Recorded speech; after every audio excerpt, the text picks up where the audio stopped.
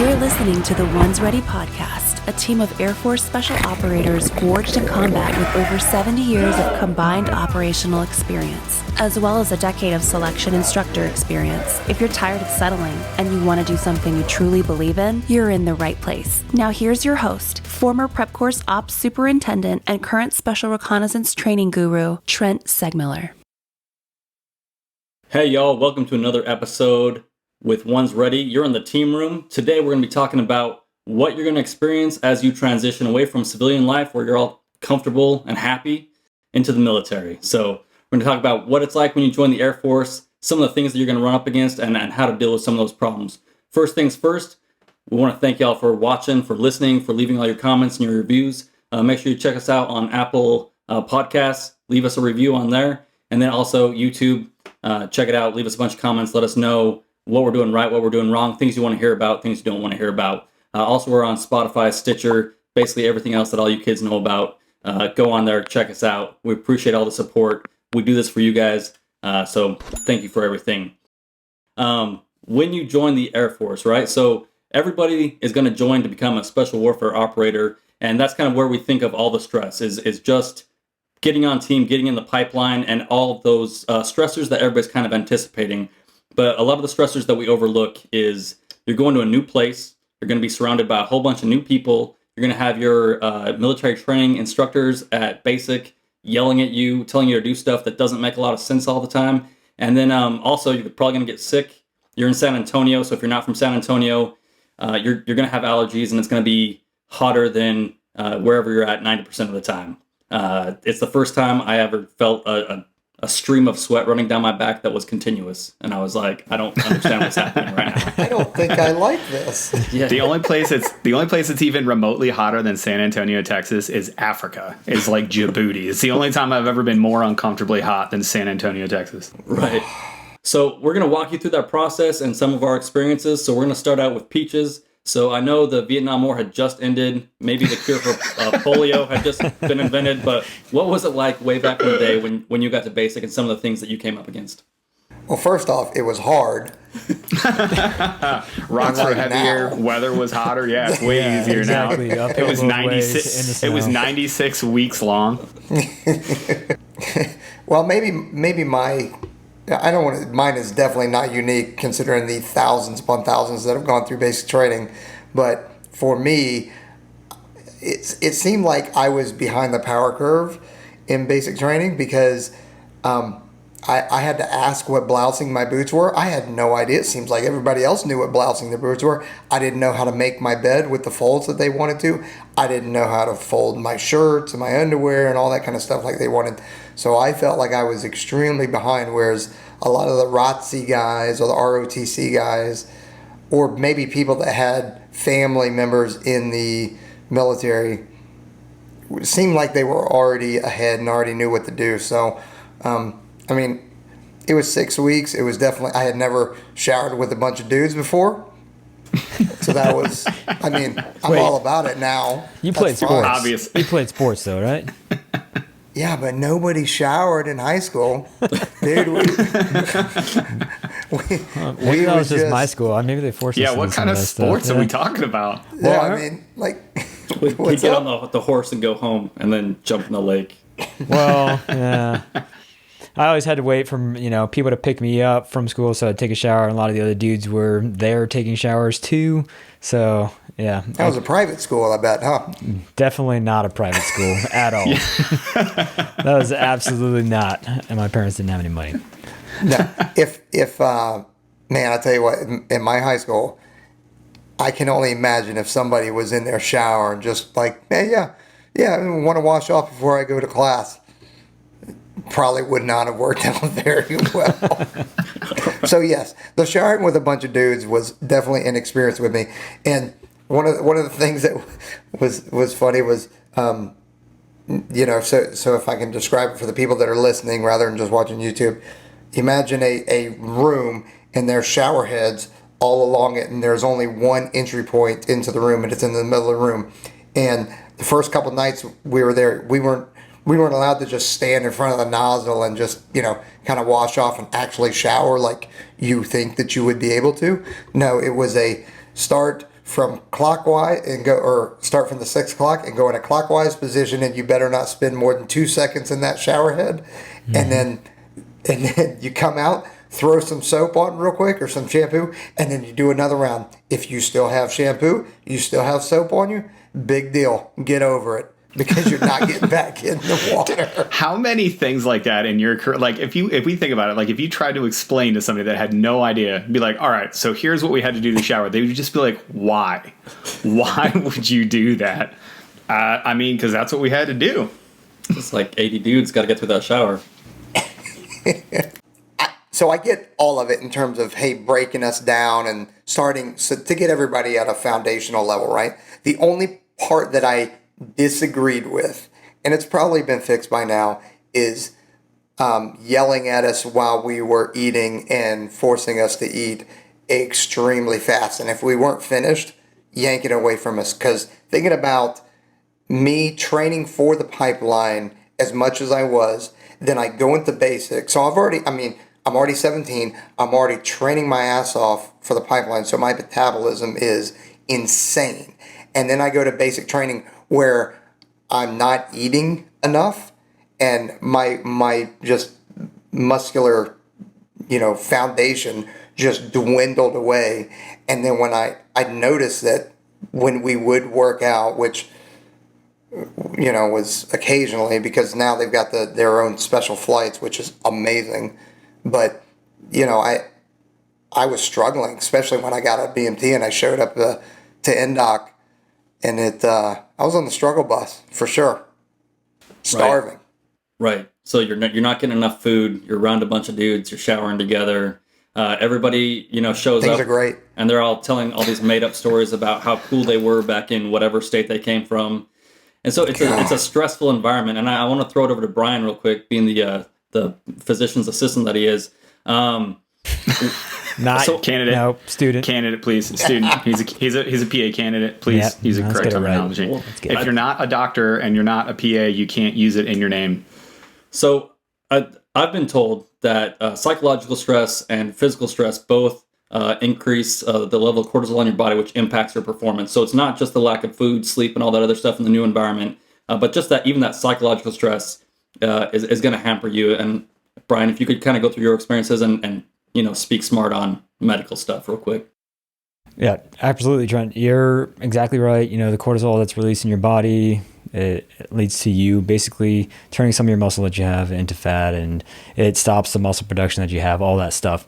But, part of it, like Peach was saying, I also lost 10 pounds when I went into basic training, and I was just like, I couldn't get enough food down because I wasn't used to just scarfing down food every single meal. I was also, I think I was just 18, and I was used to just, being at my mom's house. We'd eat whatever, whenever I wanted to eat. And I was used to doing my own thing. That personal bubble that I had of like, no one needed to be in here.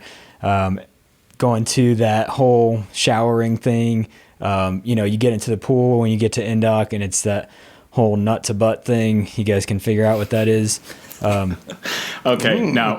You can't just gloss over You can't. Listen, man. It's just like it sounds. Yeah. Whoa. Yeah. Okay. You guys. So that's a colloquialism for how close you have to get, and it's probably not the best thing to say right now. Like, you could just say, stand really close to the person in front of you. Oh, if we're already talking about nut to butt, then we gotta start talking about peeing, right? I was thinking it, but I didn't know if we wanted to go this whole thing. I'm But in.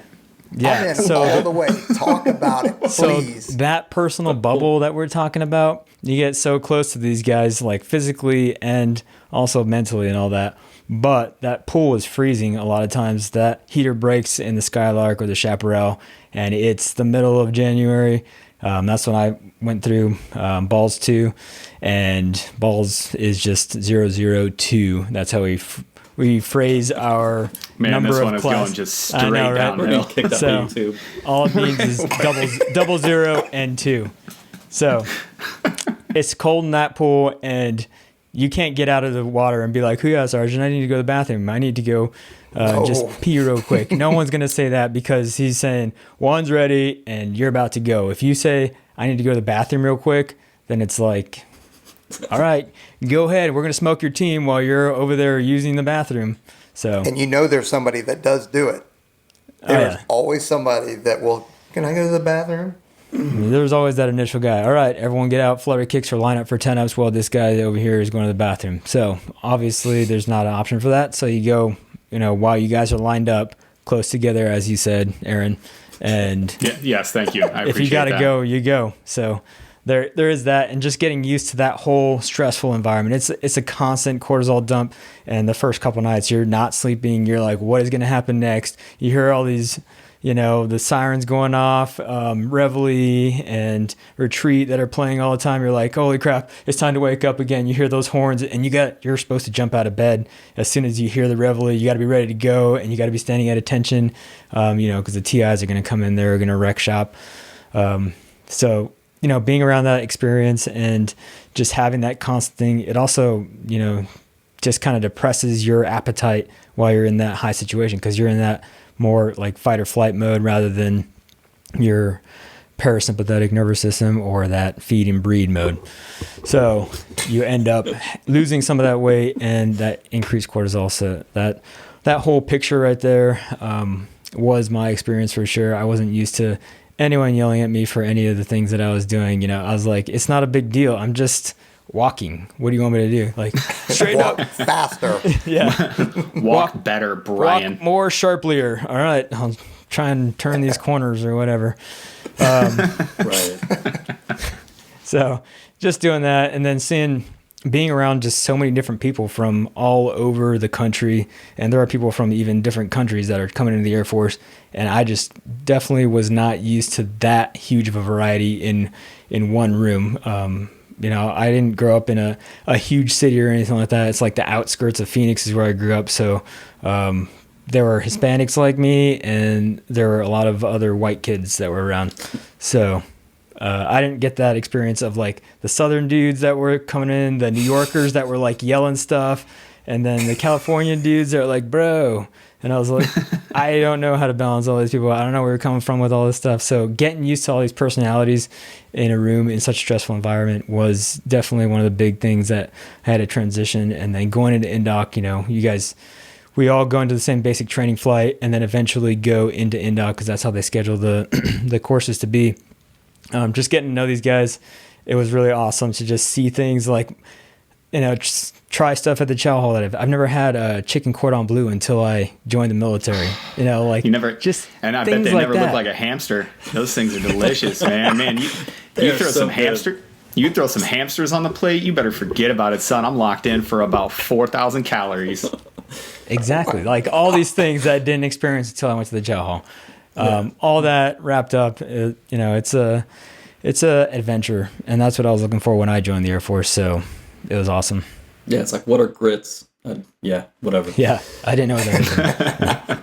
But so Aaron, so that they bring you in, they cut your luscious locks, they give you a whole bunch of shots in both your arms. You graduate, they tell you you're an airman, you get to INDOC, right? Like, or you go wherever you're going. Like, I know you had goals when you came in and everything like that, but did you feel that decrease in output and kind of, just share your overall experience and how you felt, some of the feelings you had? Yeah, I mean, for me, there was a lot of those things. First of all, my hair grew back almost immediately, so it really frustrated the barber. He would swipe one side of the head, and then it just sprouted up with more beautiful, thick head of hair. So just like the Santa Claus. It's exactly like the Santa Claus. Okay, that's a very, very random reference. That's a good one, though. That's a good reference. Thank goodness. At least it's not another Pitch Perf reference. I can't believe it. But so for me, it was just all of those things together are kind of like those, it kind of added to my stress, right? Like getting your hair cut short, having to wake up at a certain time, having to do certain things that you're like, listen, this is silly. Why are we showering like this? There's no reason for it. Why are we doing this? It was all of those things really that those were stressful to me just because I am such an independent person. Like I am who I am. I typically, at this point I'm too old to change. I just my personality is who my personality is, and having to realize, hey, you cannot just resist everything. There are going to be things that you have to accept and you have to do. You're going to have to get this short haircut. You're going to have to go to NDOC, and you're going to have to stand up when an enlisted guy walks in the room and stand at attention until he tells you to recover, or, you know, do push-ups when you're told, a whole bunch of those different types of things. And you feel like your individuality has been being taken away from you a little bit, but it's all by design, both at basic training and at NDOC. It really is helping you to transition to be part of a larger team. Like those little lessons that they use there for everything. Hey, we all need to look like one another, and we all need to act like one another, and we all need to work as a cohesive unit.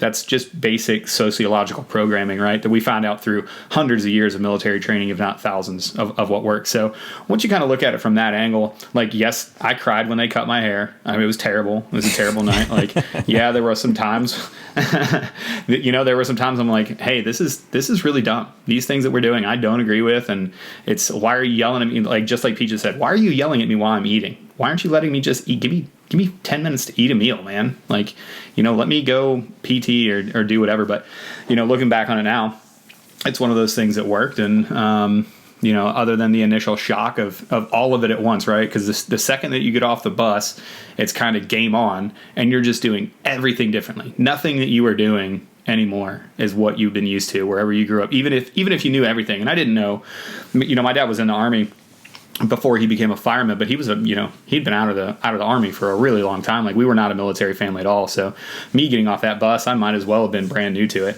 because I was just like, oh man, I have to fold my underwear, and you care about how I fold it, and you're going to check how I fold it. Like, I was 21. Like, I'd been to a couple of years of college, and I had full-time jobs, multiple full-time jobs, and we're doing other things in life. I thought I was, pretty much a grown-up at that point. I wasn't. Put that one out there, but just kind of having all those things together, it definitely adds to the stress. And I'm not gonna blow anybody's hair back by saying this, but Air Force basic training is probably not the most intense basic training. It's probably not the most intense thing. But I'll tell you what, there were days that I was stressed. There were days that I was just like, crap, man, I don't feel like doing this, and I really had to concentrate on not playing the game, because I don't like that phrase, but I had to concentrate on, hey, this is for a reason. Get into it. Make sure that you're doing the right thing, because it's important. So, yeah, I would say I was actually a little disappointed. I thought I was joining the military, and I ended up in the Air Force.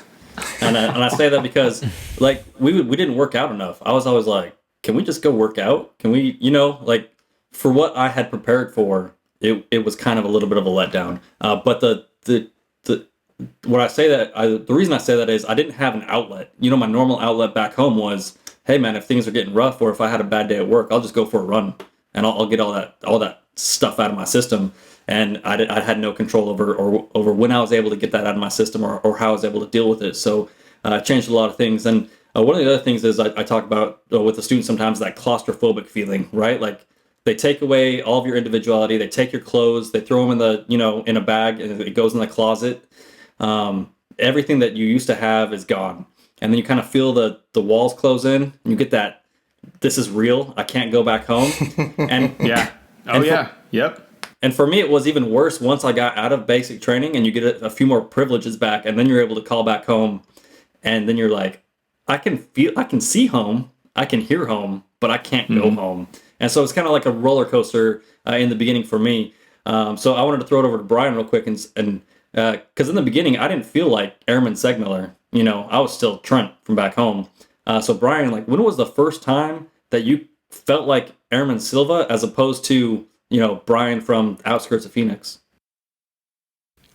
Let me just throw it back to that thing that you were talking about with calling home real quick. I just wanted, you guys are obviously, you have cell phones at this point, but back, when we were doing our basic training, now who's the old one? I just wanted to throw it back. You're that was still a real, the old one. That was a real thing.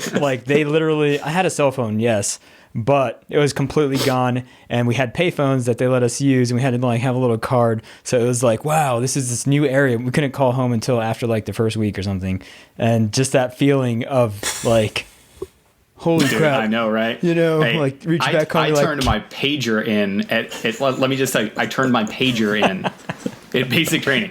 Okay, and it was like this big. Absolutely, it had. the dumbest thing of all time, right? I had a pager with voicemail. So it would just be like, call your voicemail. So I had to call a voicemail service to see the message that somebody could have just sent me their number and I could have just called them back. Like that's where I was living my life. Hashtag what up 90s. Yeah. All I'm saying, that stuff was real. Like, that was a big deal. So the first time that I really felt like an airman, honestly, you wear the blues and stuff when you graduate and you feel like, oh, this is cool. You stand at attention and you're like... Everywhere. You stand at attention. Yeah. Everywhere. For no reason. Yeah. Just for no reason. You go to the river walk. Yeah, you go to the river Yeah. walk and everyone's like, thank you for your service. I'm like, yes, sir. Absolutely. Like, I haven't done anything yet. I haven't done anything. Yeah, but you think you have though. That's the thing is your boot self. You don't say, "Oh, I haven't done anything." You're like, "No problem. I'm just defending the country." And then he offers to buy you a drink, and you're like, "Oh, okay, fine." I mean, I'll have a couple twist my arm. Whatever. But honestly, the first time that I really felt like I was a part of the Air Force and I was contributing to the Air Force is not until I graduated from the apprentice course and got to my first unit and started actually, planning stuff and flying on missions and actually doing the job. Before then, I was just like, I haven't earned anything. I haven't done anything. I haven't, yes, I've made it through 2 years of training. That's about it. And it's awesome to be able to say that I can do all these things, but without actually having a mission or actually having something that I'm doing this for, then it's just training up to that point. So the first time that I really felt like I was an airman was, I had that beret, I was scheduling stuff, and I was, just actually doing the job over there in England with Aaron and Peach. That was a real time when I was like, holy crap, I'm part of this Air Force. Because you read some of those things like, no one likes to read up for testing and reading the history when you're trying to study for that testing. But if you read some of those things that people have done in the past, like these are real things. You can read about some of the controllers, some of the PJs that have done real things in the Air Force. And it's not, everyone says it's the Air Force and everything, but there are awesome dudes, just like all of you guys. And hopefully all of you guys that are watching in the future that are doing some awesome things. And that's really when I felt like, I could be a part of this thing and I can contribute to the whole reason why I joined in the first place. That's kind of a really interesting question. Peach, when was yours? When was the first time that you were like, hey man, this is my gig? Because I was listening to Brian. Like I have a specific one too, and it was not in basic training. When was yours, Peach? When was the first time you were like, hey man, this is it? Like I'm doing something bigger. I was actually trying to think of that, and I don't know. I don't have a definitive moment when that happened for me. Dude, mine was at survival. Like, I don't know why. So I wasn't even a PJ, man. I was a phys tech. So if you're going to tell the story, we can't. Okay. I'm not going to tell this. I'm not going to tell this. Take it easy, Peach. Take it easy. Hey, I don't want to have to come down to you. Do you have some Did you just? Whoa! Are we knife handing now? Are we knife handing? Let me Are we put not? that away. Golly, yuck. No, but there was a very specific moment that it's crystallized in my head. Like I remember what the sky looked like. I remembered things that were going on in my area. Like I don't know why, but I remembered that going to survival school. There was this one moment where I was like, all right, cool. I think this is what it's all about. And that was, it had to be, it was in the first year I was a phys tech, so it had to be like 2003, late 2002 or something. But it was really the first time that I was like, holy cow, like this is. Before then, I think, I was never really bought in, but man, I distinctly remember that. Like for a long time, I always told people if there was one school that I'd go back to and do again, just because the way that I felt after completing it was probably survival school, oddly enough. Now, survival school was a lot of fun, and it is a great feeling once you're done. Mm-hmm. I don't have a definitive moment where I can think of. What's interesting for me, and maybe it's a little bit nostalgic, or I guess it wouldn't be nostalgic because it's still happening, but whenever I'm on, a C-17 or a C-130 and we're jocked up and we're going to jump, and I kind of look around and I'm like, around all the guys, I'm like, this is awesome. I'm about to go jump with all these dudes that are all professionals. They'll all die for me, and I would die for them. And I need to appreciate every moment of this, because this moment is not going to last forever. And as cheesy or corny as that is, I think about that on almost every jump. Even if there's a jump that's a little bit hairy, it's like, I don't know, it's weird. And that's, jumping's really the only time I feel like that. Like I don't feel it diving or fast roping or anything like that, but yeah, it's kind of weird. And I don't know what that feeling is. I don't know, but as you were talking, like we were all nodding our heads, like all of us kind of feel that way. Like everybody's like, no, I know exactly what it's something. It's one of those things you can't possibly explain to somebody that doesn't know, but to somebody that does know what that feeling is, no explanation is needed. You're just like, right. There's nothing tangible. There's nothing tangible with it. I just, and I couldn't even, like, I can't even, obviously right now, I can't even articulate a word for it, but it's there. Well, that ramp opens up. If you get done checking your equipment, everybody starts fist bumping, start nodding your head. Yeah. Yeah, that's good. Yep. Damn, I want to go jump now.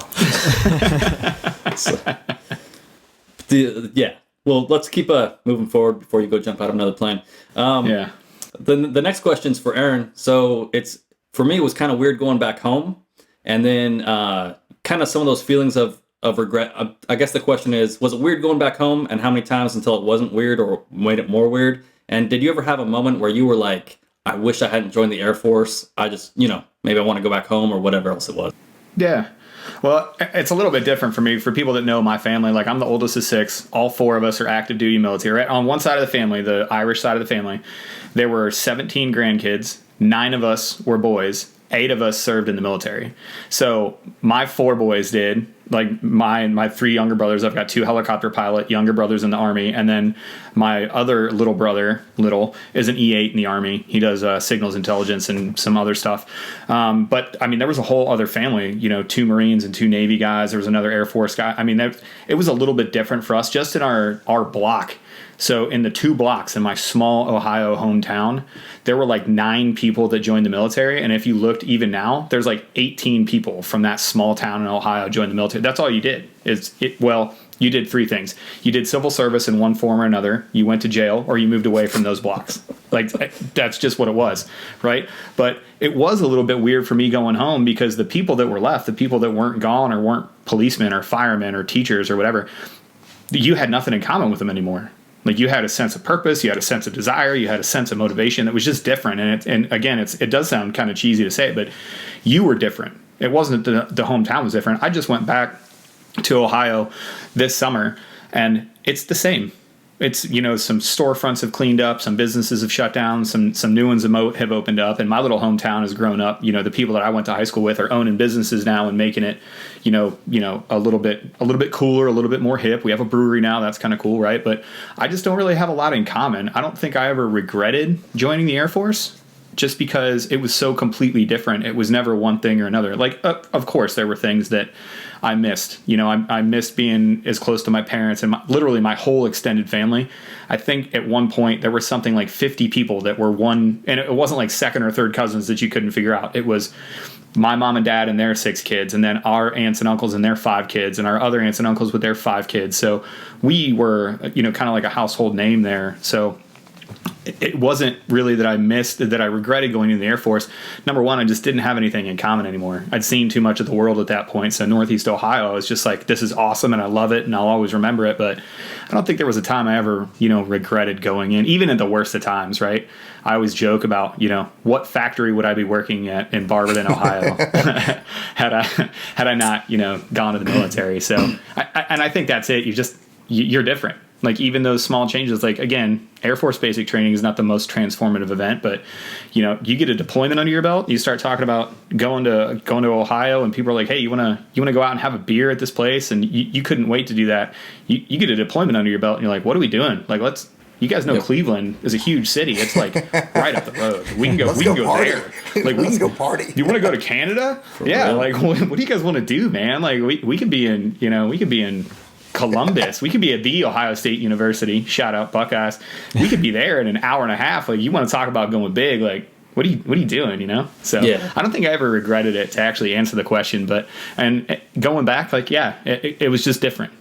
Yeah, I think one of the things for me also, just because I was thinking about it while you were talking, also, Aaron, like going back and they want to talk to you about the things that you've experienced, and you're trying to like explain all the things that you've been through, like WaterCon. There's no way you can't. Like, again, you can't explain it. Yeah, you're trying to explain jumping, you're trying to explain all this stuff, and they're like, oh, that's cool. And then you're like, okay, let's forget about that, because they go into like, I don't know, this time that they're at a pizza shop, or they go into all these things, and you're just like, I can't really relate to that right now because, you know, it's, and it's a dumb thing too. Like even stupid stuff like team jokes, right? Where you're like, oh man, you got to hear this. So this guy stripped completely naked and hugged his boss and then ran through the woods. He ran away through the woods in flip flops. They're like, he did what now? Be like, well, it might have been through a minefield. That's the funny part. They're like, what is wrong with you?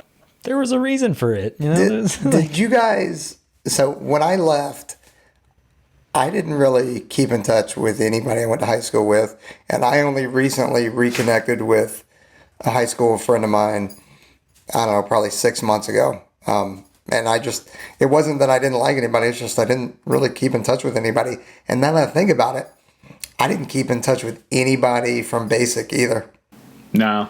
And it wasn't because I didn't like anybody, it was just like, I actually had somebody email me not too long ago. A dude on a plane flight last year literally looked at me and was like, hey, is your name Aaron?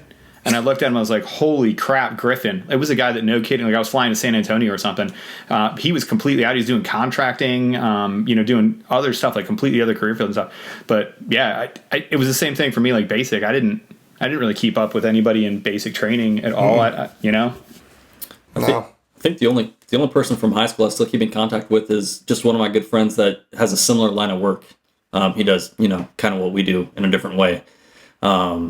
So we have stuff to talk about. But I remember, you do that first deployment, you come home and you try to have those conversations, and either they have no frame of reference, and then they also want to ask that one question that everybody wants to ask, which is the worst question. Because no matter how you answer it, it just, yeah. Is it?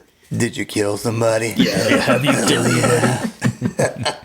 How many people did you kill? Yeah, and then either they're happy about it or they're like, "Oh man, that's too bad," and you don't know how to react either way.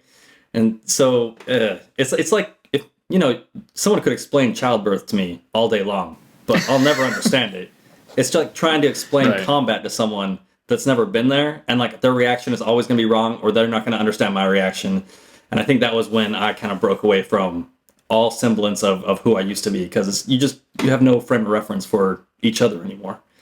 Yeah, and it's hard to explain too. Like you always feel like that you never want to embellish what you did. You never want to lead anybody on to think that you did more than you did. Like all of those things, you always want to try to like toe that line. It's too hard. The only people that kind of from my hometown that I even really engage with all happen to be veterans as well, because you have that kind of common ground. There's one friend of mine that I've played fantasy football with, and he was my roommate before I left, so I've literally known him since I was probably 18 years old. One of my best friends in the world, but he's the only outlier. So yep. So moving forward, Peaches, your role now is to mentor everybody in the Air Force. So what would your advice be? Just overall big picture strategic level guy. I'm about to join the Air Force. I'm about to go all through all this stuff. I'm still expected to maintain these standards. What would your overall advice be for that? Man, I tell you what's going to be really weird is if, Chief Wright tunes into this, which I highly doubt he would, believe me. But if there's any other E9s or chiefs out there, they're going to be like, oh, let's see what this new guy has to say. One word, humility. I think stay humble, stay true to who you are. I mean, you are obviously going to change through experiences that you receive at basic training, whether you decide to go into the pipeline through prep or ANS, or you decide to go to a completely other career path. That everybody has a role. And maybe if that role that you're playing right now is not your role and you decide to cross train, and that's fine. But everybody has a place. And one of the things that I can't stand is when I see somebody looking down at somebody because they happen to be, and I'm just throwing out a job, like it's finance, or you're a cop, or you're a crew chief, or, everybody should be treated the same, right? And I don't mean, stay humble is what I'm getting at. Don't think that you're some incredible person and that everybody should be, at your beck and call, because you're not that important. In the end, I am just a number, right? As soon as I'm done and I retire or whatever it is, on to the next, because the next person is going to do it even better than I am, right? So don't stay in one spot. Do great for that time that you're there. Build yourself up, build your people up, and then move on. Oh, I'll say too, one of the quickest ways to get your team smoked is as an instructor, if I get a phone call from finance or personnel or the hospital, my dudes are over there, strutting around, acting like they're the stuff, and I get that phone call that someone was disrespectful, I'm gonna go full bore. I don't handle that. As you should. Yeah, there were very few times at the schoolhouse. So the apprentice course has changed a ton. For everybody that doesn't know about the pararescue Crow apprentice course, like complete change in culture, complete change. And I credit the guys that are there now. They've been crushing it. Like I could name drop 4 or 5 dudes that are all friends of ours that have just absolutely turned that place into a world-class organization. Like couldn't be prouder, to be an alumni kind of from that place as my last assignment. But the few times that we smoked people really hard started with a phone call like that, because those dudes are so close to the end and they're used to handling business. Like they have a lot of leeway. It's not like the old days where your instructor would say something and you couldn't say anything. Like now there's back and forth. Sometimes there is a discussion. Sometimes we will explain why we're doing these things, because we want to coach, mentor, train, develop. We want you to be better, bigger, stronger, faster earlier in your career than we were. And we realized we were doing some things wrong. But every once in a while, somebody gets a little bit lippy, goes to NPS and doesn't get an answer they like, and they say the wrong thing to the wrong person. Those people call us before they're even back at the schoolhouse. And it was on. There were very few times that I ever led smoke sessions. I think 4 or 5. But that was a sure way to do it. Guys, everybody knows who you are. You stick out. It's impossible to hide who you are. I wish there was a way to hide who I am, because sometimes I don't like me, but I can't. It's just, I'm sorry. Hey. Walk around with our Arc'teryx jacket in decent shape, and then people are going to kind of figure it. Dude, I had just a funny story on that. I had one of the tier 1 units, the wife of one of their squadron commanders just absolutely roasted her husband in front of, she was like, you guys think you're all fitting in. You all wear the same dumb pants and the same dumb watch, and you all wear baseball caps, and you all have 2-day scruff. You look like you're a team sponsored by North Face, you douchebags. I was just like, oh my God. You nailed it. She's right. So let's just open it up for discussion. I have a few things. Just so as you're getting into the Air Force, as you're moving through the process, your nutrition, calories, exercise, or lack thereof, what you need to be focused on, your 5-meter targets, and knowing versus not knowing what's coming. Maybe some quick tips from everybody on how they got through it all, and what you would tell some of those guys just about to join. Let's start with Brian. Brian? All right, so there are a lot of topics that you just threw out there: nutrition, exercise, all that stuff.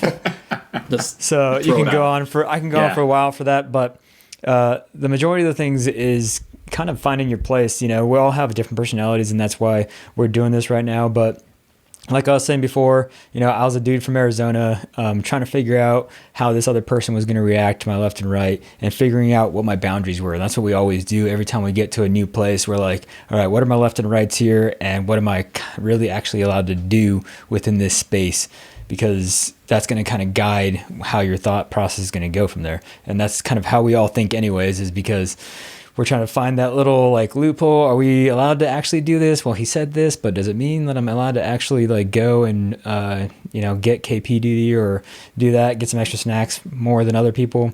So finding your limits, and then working inside those, and then aside from that, like getting together with the team was one of the biggest things that I could do. You find your buddies, you find your guys that you can confide in and that you can be like, hey dude, I don't know what I'm doing with this thing. Like, can you please help me out with, whatever. I don't know how to fold my clothes correctly. Like I sat here for an hour and you're already done with all of your stuff. I'm still working on this one sock roll or whatever.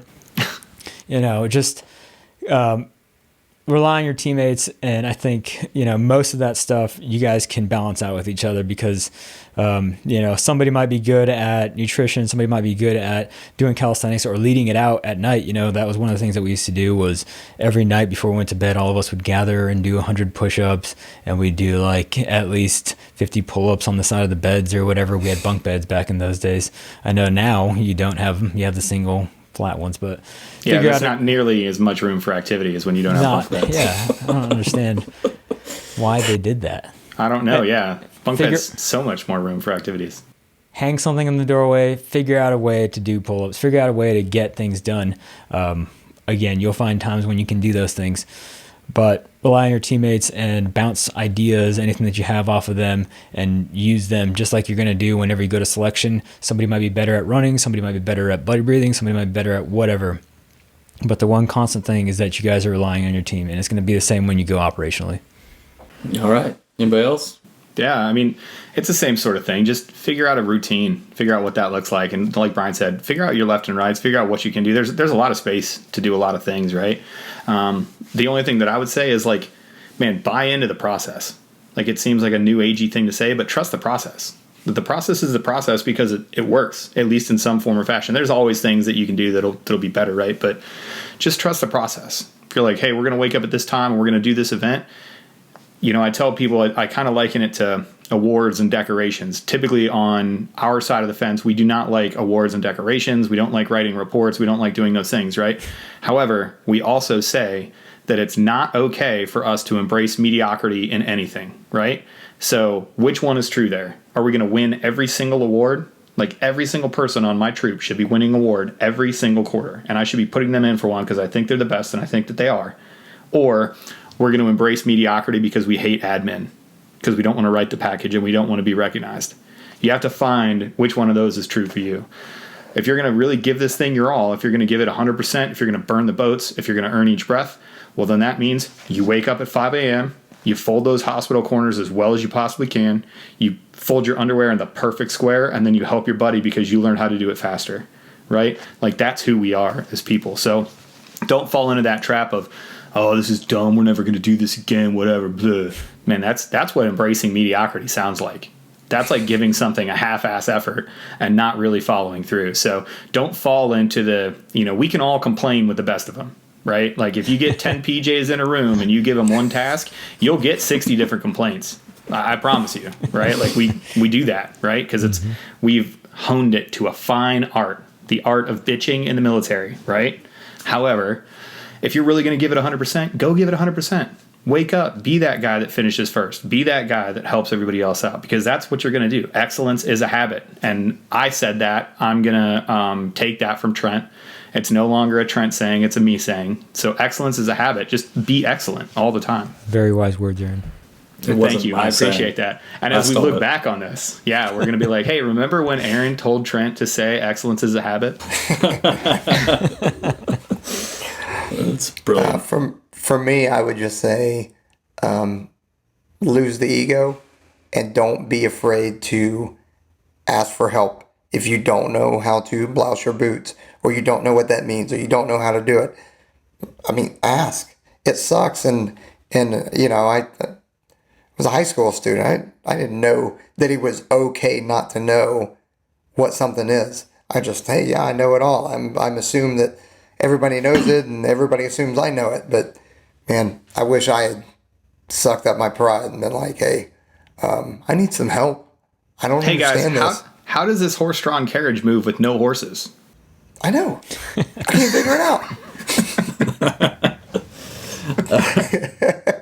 Well, I'm gonna wrap up with a story just to let you guys know how I got through it. So I'm a super nerd, and the way I got through basic. What? As an example, so in the chow hall back in the day, there was the instructors would sit near the door, and we called it the snake pit. And as you walked past, they could call you out and pull you over there and ask you questions about all these things that you're supposed to have memorized. And they never called me up. And so one day, so I took it upon myself to make sure everything in that book I had memorized. And I put a lot of time into it. I nerded out and I jumped right into the process. And I walked out of the chow hall one day with my buddy, who was a fellow nerd. And we were walking back to our bay. And we were kind of laughing about it. Like, we're never going to get called up there. Like, I'm prepared. Please call me up there. And we were kind of giggling like, young people do. And a TI walked around the corner and saw us kind of smoking and joking and laughing. And he stopped us, and did the thing. And, wait, show him, Peaches. Show him. Let me see it. Give me the... Oh, That's so strong. sharp. Oh. You guys want to see my long range knife hand too? Oh, nice. Yeah. Like that? Okay. That's stable. Yeah. Wow. You got supporting hand? Right in No, there. we know what it is. Yeah, but the listeners may not. Jeez. watch the YouTube. You listen and then you watch the YouTube. Yeah, Yes. watch You gotta do YouTube. both. Subscribe to make sure you know how to hit a long range knife hand via Chief. Just to make Comments. sure that people aren't stepping on my grass. That's the general grass. But the end of my story is the TI catches us, and we lock up, and he's like, well, what are you guys laughing about? And we're like, trainee segmental reports. I was hoping I would get called up to the snake pit today because I memorized everything. And I'll never forget the look that this dude gave me. That TI looked at me and was like he didn't know how to process it. He just was like, just go, get back to the bay, go away. He didn't. But I put a smile on my face. You called your shot and it worked. I mean, because I knew it. What's he going to do? Question me on it or whatever else? I mean, he could have done whatever he wanted to do. But I jumped into that process. I decided that it's what I wanted to do. I memorized everything. And I was looking forward to that time that everybody else was dreading. And so that's how I got through that. So that's how just as a side note, if you do that at selection, then we're gonna call you. We're gonna call you on that. So there's different tools, and there's probably some things that you didn't know, and that's gonna end. I mean, hey, do so at your own peril. yeah, not saying It's just extra training. That's all it is. Yeah, I was just being positive. It's just more opportunity to get better. yeah, I'd give you a lot. There used to be a lot of guys that would do that, like in the beginning of, like we did Welcome to Indocs back in the day when I was doing this stuff, and every time there would be a guy that was like, "Oh, I love this stuff," and then week 2 they'd be gone. They'd be completely like deflated. They quit, the next morning, and they just completely burned out. So, But Brian, he quit after the event, though, right? he quit after, yeah. Yeah. That's what everybody does. They don't quit before it, Yeah, exactly. or they don't quit if we can just get 2 people to quit, just 2 people, we'll stop whatever it is, and then they quit after everything's already done. Yeah, it's like we could have had Selfish. donuts. At Yeah. least if you're going to quit, They- let the rest of the team have donuts. They told us we'd get pizza if we can get 2 quitters. So don't open your mouth unless you can actually back it up. And then still, once you actually make it into selection, you probably shouldn't open your mouth very often anyway. Unless you're asked a direct question by Cadre, and then you better open up your mouth and say something. And answer the question. Oh my God! Now that this isn't ism, but I'd be like, "Hey, what's 2 + 2?" Be like, it's not 5, but when I was growing up in the small underprivileged town that I grew up in, I had a hard time with math, but I overcome it, and that's why I'm like, just answer. It's 4. Just you know what? I'm sick of this. drop. You know what? Just I hate me more than I hate you. I can't believe I thought I was going to get an answer to the question. Yeah, there's only 2 words that ruin a cone, and it's drop and why. Because if you ask them why, they short circuit. They don't have that next answer. So Oh, that They're is like, fantastic. I fed you the answer I thought you wanted. How much further is there to go? you say why one time, they go all glassy. And just like, Their face does the equivalent of rainbow wheel. all right. And unless we have anything else, I think we're going to wrap this up. I want to thank you all for listening. Go out there, YouTube, Apple Podcasts, leave reviews, leave comments. And to wrap it up, give you the recap and the last words of wisdom, we're going to send it over to Brian, the boss. Ooh.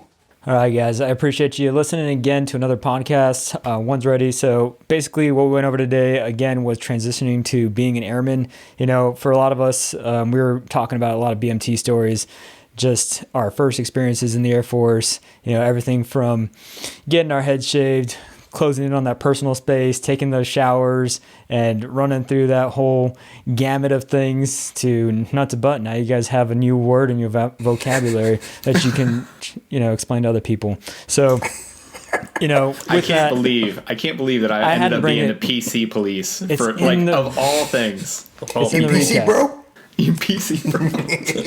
Right. And then aside from that, you know, closing on your personal space, but that whole adrenaline rush that you're going to feel. And, you know, now with BMT the way that it is, you're also going to have some PJs that are going to come down and help you train. You're going to have nutritional experts that are going to help you along the way. They're really gearing you guys up. You're going to be in a flight that's going to have SW guys that are in it, that you're going to be through the pipeline. So really take advantage, like we were talking about, with relying on your team, being open with your team. If you need help with anything, don't be afraid to ask. Although people are going to be coming from all over the country, different personalities, different ideas are a good thing for you to execute whatever task is going to be in front of you. So don't be afraid to reach out, learn things from other guys. Don't have that ego like Pete was saying. Put that aside and focus on the task at hand, the mission that needs to be done for the team, not only in basic training, but also when you get into selection and beyond that operationally. That's what it's all about, putting aside your ego, relying on the team, and using your expertise, whatever it may be, in order to help the team. So that's most of what we talked about on this episode. So really appreciate you guys, just like Trent was saying, listening to the podcast. Again, go ahead and subscribe on YouTube. Leave us some comments. You can go to OnesReady.com. You can also contact a recruiter down at the bottom, OnesReady.com/recruiter, and you'll get an answer from them within 72 hours. Additionally, anything that we can do to further your guys' education, throw out stuff. We're always open to topics. We're always open to you guys sending us in, DMs on Instagram, and we'll always get back to you guys. So we appreciate you listening again. Please leave us a review on Apple Podcasts, and we'll see you guys next time. See you. Earn each breath. See ya.